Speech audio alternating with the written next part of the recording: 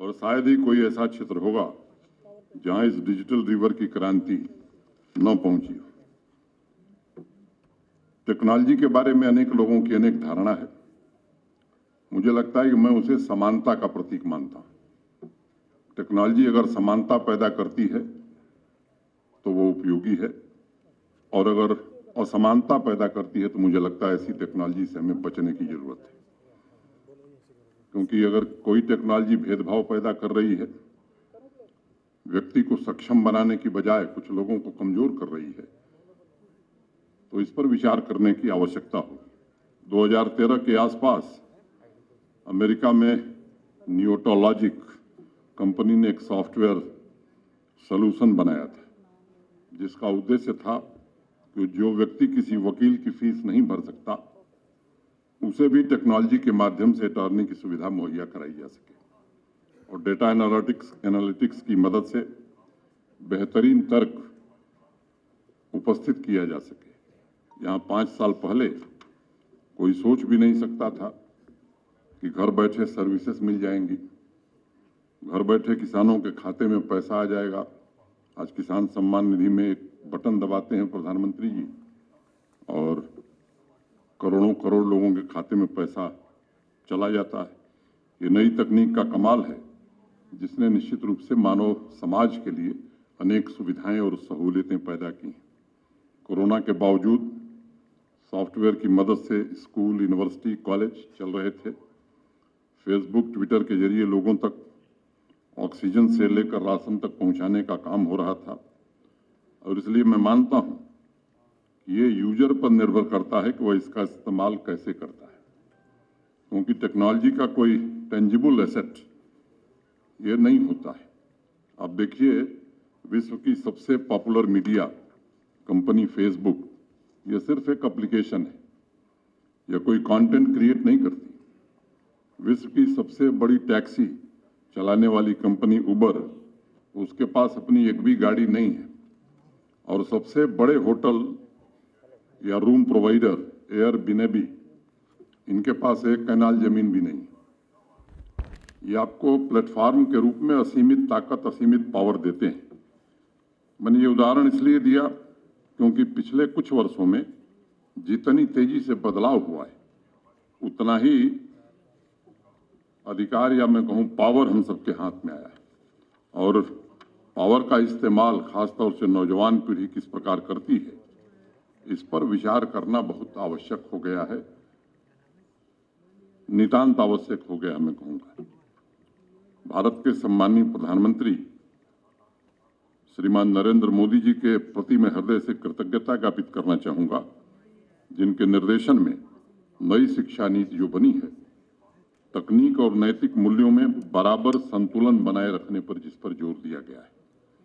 Artificial intelligence, machine learning, blockchain, big data analytics, 3D virtual reality के जरिए जहां students को इंडस्ट्री 4.0 की तकनीक में प्रशिक्षित करने का काम डॉक्टर सहस्त्रबुद्धे और अनेक लोग कर रहे हैं, वहीं नैतिक मूल्यों और गुणवत्तापूर्ण शिक्षा पर भी हमारी न्यू एजुकेशन पॉलिसी, जो अगर आपने देखी होगी तो पेज 95-96 पर इसकी अनुशंसा की गई।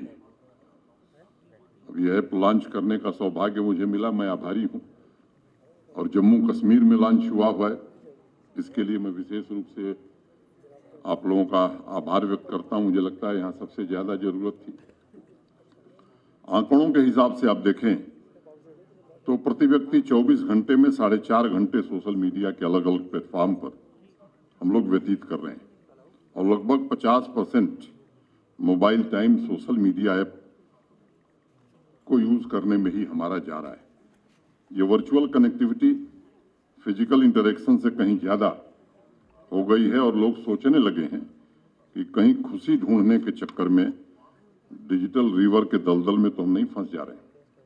और इसलिए मुझे लगता है कि योर वन लाइफ ऐप के माध्यम से शिक्षण संस्थानों, खासतौर से नौजवान विद्यार्थियों के हैप्पीनेस इंडेक्स जानने के अलावा सही दिशा में उनका मार्गदर्शन हो सकेगा। आज की तारीख में जब अखिल भारतीय तकनीकी शिक्षा परिषद से संबंधित सभी उच्च शिक्षण संस्थान बाहरी तथा आंतरिक दोनों स्तरों पर अपने आप को पोस्ट कोविड वर्ल्ड के लिए तैयार कर रहे हैं, उस ट्रांजिटरी पीरियड में योर वन लाइफ ऐप का लॉन्च स्ट्रेस फ्री कैंपस तथा स्ट्रेस फ्री स्टूडेंट की दिशा में एक महत्वपूर्ण कदम हो सकता है।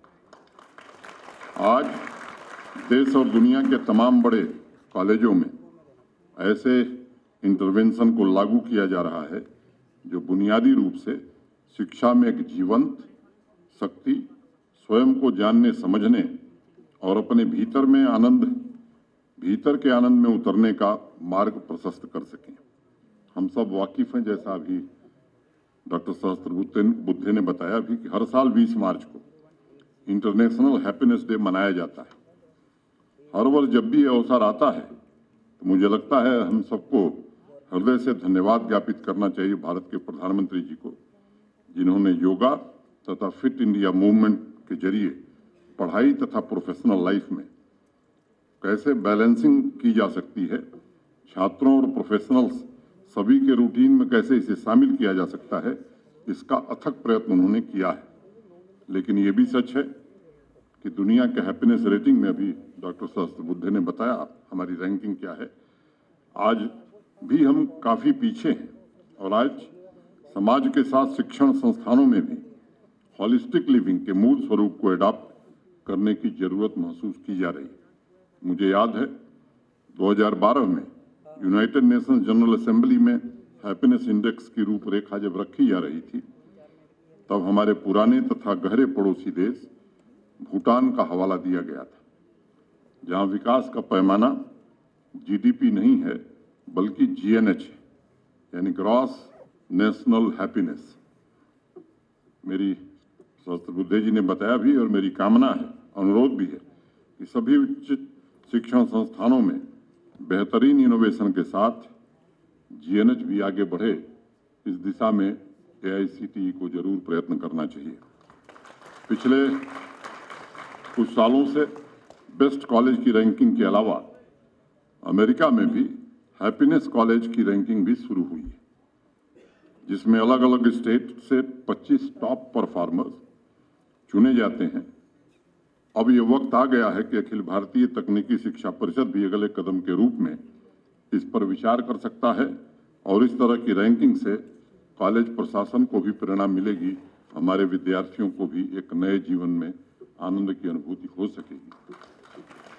पुराने जमाने से कहावत चली आ रही है कि आनंद ही असली धन है, और अगर आप कैंपस में आनंदित हैं तो आपका परफॉर्मेंस भी जबरदस्त रूप से अच्छा होगा।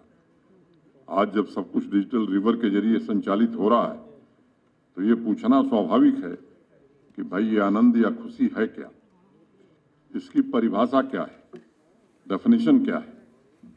संत कबीरदास मुझे याद आते हैं और उनका बहुत बेहतरीन इसका जवाब उन्होंने दिया था 2 पंक्तियों में। आत्म अनुभव ज्ञान की जो कोई पूछे बात, सो गूंगा गुड़ खाए के कहे कौन मुख स्वाद। आपके अंदर की जो खुशी है उसका स्वाद लिया जा सकता है, इसका बयान नहीं किया जा सकता है। योर वन लाइफ ऐप के जरिए, जैसा कोचर साहब ने बताया, हमारे लेफ्ट और राइट ब्रेन के बीच, यानी इनर और आउटर वर्ल्ड की क्वालिटी के बीच एक बैलेंस स्थापित किया जाएगा तथा स्टूडेंट्स का ग्रोथ सिर्फ एक तरफा न हो और टेक्नोलॉजी के द्वारा यूज होने की बजाय हम उसे अपने फायदे के लिए यूज कर सकें। मुझे लगता है ये